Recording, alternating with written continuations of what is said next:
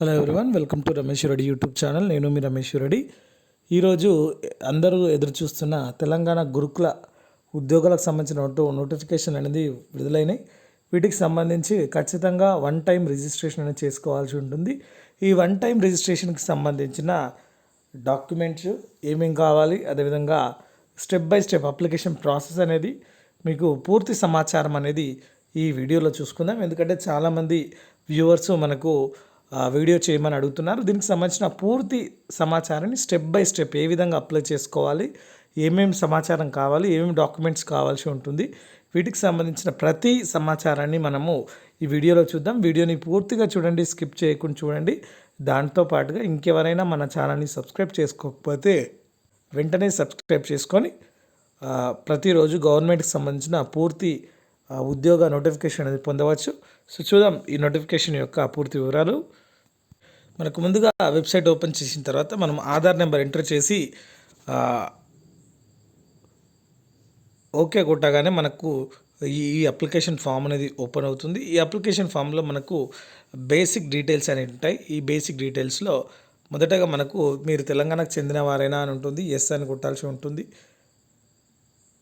అదేవిధంగా మనకు సంబంధించిన డీటెయిల్స్ అంటే ఎస్ఎస్సి సర్టిఫికేట్ ఆధారంగా మనకు సంబంధించిన డీటెయిల్స్, ఆధార్ నెంబర్ ముందే కొడతారు కాబట్టి ఆధార్ నెంబర్ వస్తుంది. అదేవిధంగా మనకు ఫాదర్ నేమ్, హస్బెండ్ నేమ్ లేదా అంటే ఎవరిది ఉంటే అది సర్టిఫికేట్ ప్రకారం కొట్టాల్సి ఉంటుంది. మదర్స్ నేమ్, తర్వాత డేట్ ఆఫ్ బర్త్ ఎంటర్ చేయాల్సి ఉంటుంది. జెండర్ మేలా ఫీమేలా ట్రాన్స్జెండరా అనేది ఎంటర్ చేయాల్సి ఉంటుంది. అదేవిధంగా రిలీజియన్ వచ్చేసి మనకు రిలీజియన్ అడుగుతుంది. Mother tongue, community, place of birth, state, district, mandal, అదేవిధంగా విలేజ్. దీంతో పాటుగా మనకు identification marks as per SSC అంటే మోల్స్ ఏవైతే ఉంటాయో ఆ మోల్స్ మనము ఎంటర్ చేయాల్సి ఉంటుంది. తర్వాత ఈమెయిల్ ఐడి, మొబైల్ నెంబర్, దాంతోపాటుగా మనకు డిఫరెంట్లీ ఏబుల్డా కాదా అంటే హ్యాండిక్యాప్డా కాదా అనేది ఒకటి, క్రిమినల్ కేసెస్లో ఉన్నారా లేదా అనేది ఒకటి ఉంటే దానికి సంబంధించిన సమాచారం. ఫిజికల్ డిఫరెంట్లీ ఏబుల్డ్ పర్సన్ అయితే వాళ్ళకి సంబంధించి, ఒకవేళ ఎస్ అయితే వారికి సంబంధించిన సమాచారం అడుగుతుంది. అదేవిధంగా అడ్రస్ అడుగుతారు. అడ్రస్కి సంబంధించిన ఫుల్ డీటెయిల్స్ మనం ఎంటర్ చేయాల్సి ఉంటుంది. కాలనీ, టౌన్, స్టేట్ ఇవన్నీ కూడా ప్రజెంట్ అడ్రస్, పర్మనెంట్ అడ్రస్ ఒకటేనా అని వస్తుంది. దాని తర్వాత మనము సేవ్ అనే బటన్ ఉంటుంది. సేవ్ అనే బటన్ ద్వారా సేవ్ అనేది చేసుకోవచ్చు. ఈ సేవ్ అయిన తర్వాతనే మనకు నెక్స్ట్ స్టెప్ అనేది వెళ్తుంది. కాబట్టి ఈ నెక్స్ట్ స్టెప్కి సంబంధించి సెకండ్ ఫామ్ ఓపెన్ అవుతుంది. దానిలో చూద్దాం. ఈ సెకండ్ ఫామ్లో ఏదైతే మనకు first form Aadhaar number enter చేయగానే ఓపెన్ అయిన ఫాము, అదేవిధంగా ఆ ఫస్ట్ ఫామ్లో మనకు బేసిక్ డీటెయిల్స్ అన్నీ ఉన్నాయి. ఈ సెకండ్ ఫామ్లో వచ్చేసి మనకు ఎడ్యుకేషన్ క్వాలిఫికేషన్స్ అనేటివి ఉన్నాయి. ఈ ఎడ్యుకేషన్ క్వాలిఫికేషన్ సంబంధించి మనకు 10th క్లాస్ డీటెయిల్స్ ఇక్కడ క్లిక్ చేయాల్సి ఉంటుంది. ఇక్కడ క్లిక్ చేసిన తర్వాత 10th class state, district, study type regular ప్రైవేటా, అదేవిధంగా బోర్డు, ప్లేస్ ఆఫ్ స్టడీ, అదేవిధంగా hall ticket number, date of pass, తర్వాత మార్క్స్ అనేది అడుగుతున్నారు. మనం మార్క్స్ ఎంటర్ చేయొచ్చు. సిజిపిఏ ఉంటే జీపీఏ ఎంటర్ చేయొచ్చు. తర్వాత ఇంటర్మీడియట్ ఏదైతే ఉందో ఇంటర్మీడియట్కి సంబంధించిన డీటెయిల్స్ ఇక్కడ క్లిక్ చేయాల్సి ఉంటుంది.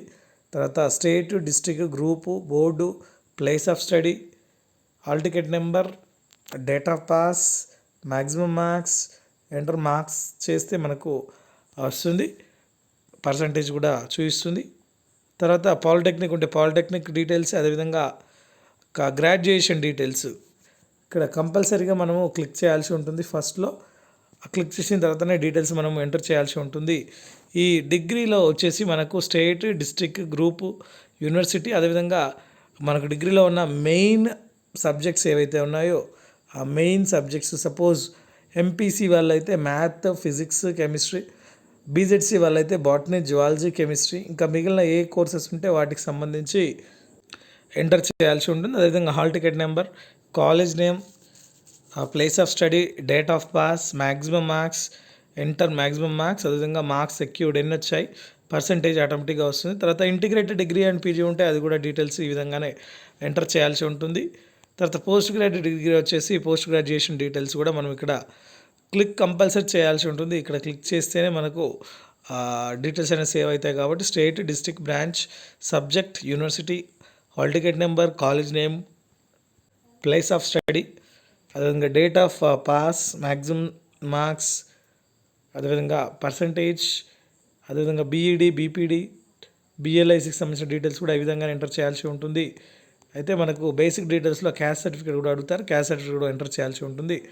టెట్, నెట్, స్లేట్, సెట్ వీటన్నింటికి సంబంధించి మనకు డీటెయిల్స్ ఎంటర్ చేయాల్సి ఉంటుంది. టెట్కి అయితే మనకు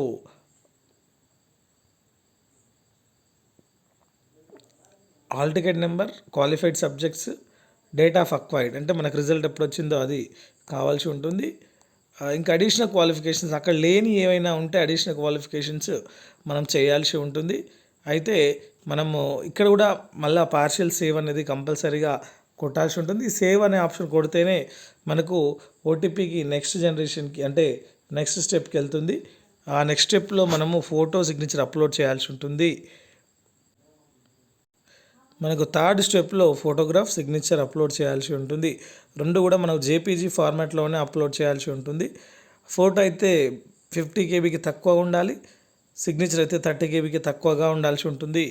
సో ఈ విధంగా మనం సెలెక్ట్ చేసుకొని అప్లోడ్ చేసిన తర్వాత మనము డిక్లరేషన్ మీద క్లిక్ చేసి ఈ విధంగా క్లిక్ చేయాల్సి ఉంటుంది. డిక్లరేషన్ మీద తర్వాత మనకు సేవ్ అండ్ ప్రివ్యూ ఆప్షన్ ఉంటుంది. ఈ save and preview options select చేసుకొని మనకు ఓటీఆర్ ఐడి అనేది జనరేట్ అవుతుంది. ఆ నెంబర్ తర్వాత మనము మళ్ళీ సైన్అప్ అనే ఆప్షన్ కింద వెళ్ళి పాస్వర్డ్ చేంజ్ చేసుకొని మనం తర్వాత లాగిన్ అయ్యి అప్లికేషన్ అనేది చేసుకోవచ్చు. సో దీనికి సంబంధించి మనకు కేవలం అప్లోడ్ చేయాల్సిన డాక్యుమెంట్స్ వచ్చేసి ఫోటో, సిగ్నేచర్ మాత్రమే మనము అప్లోడ్ చేయాల్సి ఉంటుంది. మిగిలిన ఏ డాక్యుమెంట్స్ కూడా అవసరం లేదు. కాకపోతే వాటికి సంబంధించిన డీటెయిల్స్ అనేది మనం ఖచ్చితంగా ఎంటర్ చేయాల్సి ఉంటుంది. సో ఇవి గురుకుల ఓటీఆర్కి సంబంధించిన పూర్తి step by step application process, OTR యొక్క అప్లికేషన్ ప్రాసెస్. మీకు ఎటువంటి డౌట్స్ ఉన్నా కింద కామెంట్ సెక్షన్లో కామెంట్ చేయండి, నేను మీకు పూర్తి వివరాలు అందిస్తాను. Thank you for watching. Please subscribe my channel and all the best.